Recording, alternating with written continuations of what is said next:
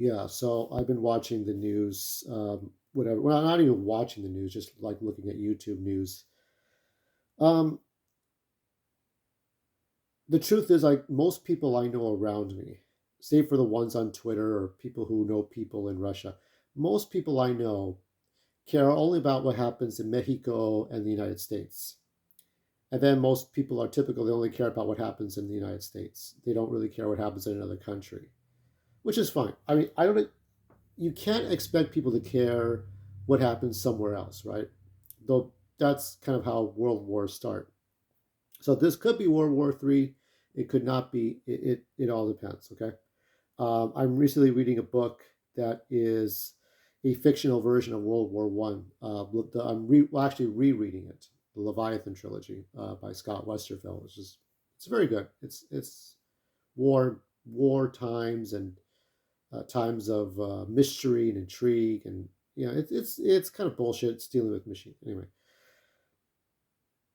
I recently made a post that defended Crystal and Sagar about their freedom of speech. They said the N word, the verbatim, the phrase, not the actual word, and they got like penalized by TikTok, and I stood by them. And I still stand by them. They had made a point that uh, all Biden had to do, all our president had to do was tell Putin that Ukraine and NATO were not going to mix. And Biden didn't do that, as far as I know. Now, he's doing a speech right now, live, as I'm talking. He could say that right now, but he has not said that, as far as I've seen and heard.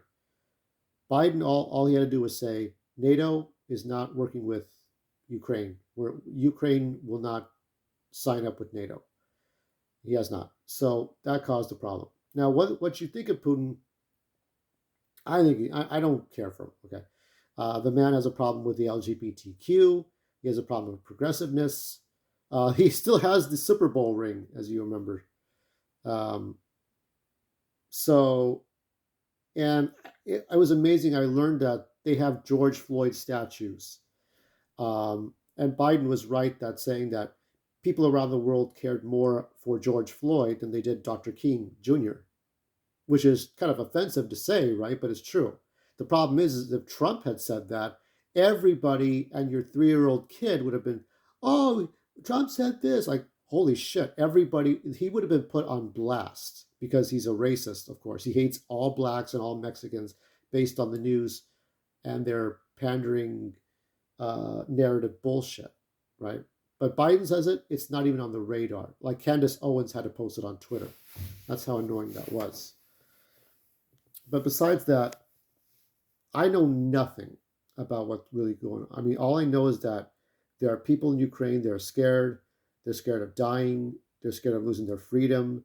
They're scared of getting their homes taken away. They're scared of losing their independence from Russia, or as far as I know, as far as I can assume. So, like I said, I'm not well versed in. I knew one person from Samara, Russia, for 3 years. That's about it. Um, it's really it is a scary time um, for those people. And all I can say is that we have to do better. This country has to do better. There might be a handful of black people on one hand, okay, for all the Black History Month we've been going through. There might be black people on one hand that would tell you that they would rather have a racist president who doesn't go through your phones, who doesn't listen in on your conversations, who doesn't overly tax you, who doesn't make you wear 3 masks when you go into every store, who doesn't ask you get body cavity searched by police officers just for going into a building, or um, have a monitor on your leg just because reasons, to have all your rights and your privacy taken away.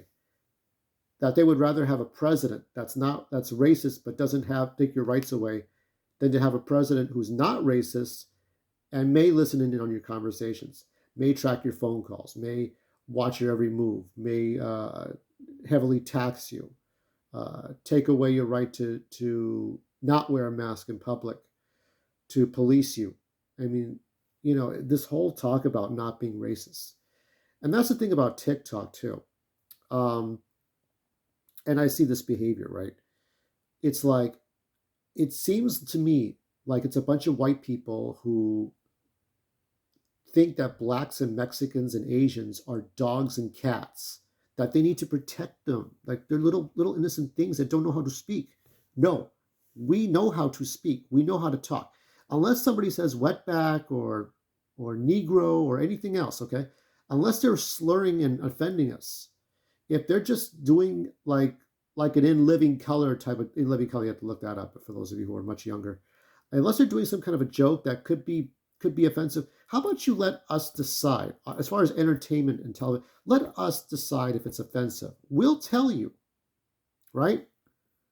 It's like this one black dude that was a truck driver or a garbage guy. I'm not sure if it was a garbage man or a truck man or like a truck driver.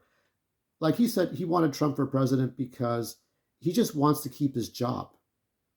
What's the point of being not a racist if you're going to take people's jobs away? And Trump is no hero.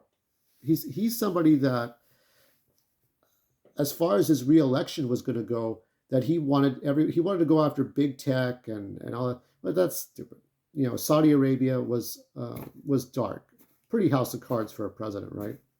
So I'm not taking sides. The only sides I take is for myself to do better, to have opportunities that most people don't have.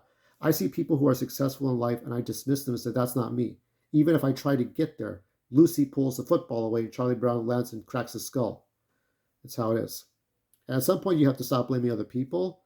But then after you stop blaming other people, when is it not your fault and when is it your fault? So um, I hope the people in Ukraine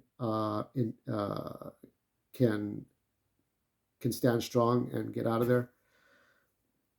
Ukraine's not Ukraine anymore. It's going to be something else. It sucks. I mean, it sucks that it's much like the conquistadors, the Spanish Inquisition in the 16th century, much like with the Ottoman Empire and the Armenians. It's just a lot. It's losing your identity. It's losing your culture. And if the Ukrainians have a great culture, it's best to preserve it as best you can and pass it along while you can. That's all I can say. And I don't know anybody from the Ukraine. That's all I can say. I'm not going to sit there and say, oh, I know people. No, I don't. I don't know anyone. But yeah, this is nonsense. That's why we need a better president. It doesn't have to be Trump. It doesn't have to be. It can't be Biden.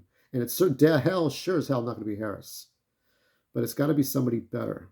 Somebody who knows what the fuck they're talking about. Somebody who can do the things. But our Congress is so screwed up. It's a high school.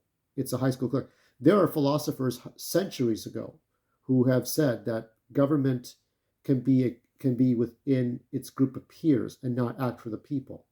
That was centuries ago. I have a book of philosophers over there that will tell you that. This is not a new concept. I mean, I saw somebody post about a woman nurse feeding a cat on a plane. I'm sure women have done that centuries ago. You put the cat to your nipple and breastfeed the cat. I'm sure that's happened centuries ago. It's not a new concept, but people got it on a plane. People have talked about things and explained things for centuries. George Floyd had to die to get a statue in Russia. It's ridiculous, the culture. So there's a lot of bizarre things going on. It's unexplainable. It is a mad world right now, as the song goes. And not much we can do about it right now. But don't take each other for granted. It's a mad world. But it's better when Cleveland Brown says it or sings it.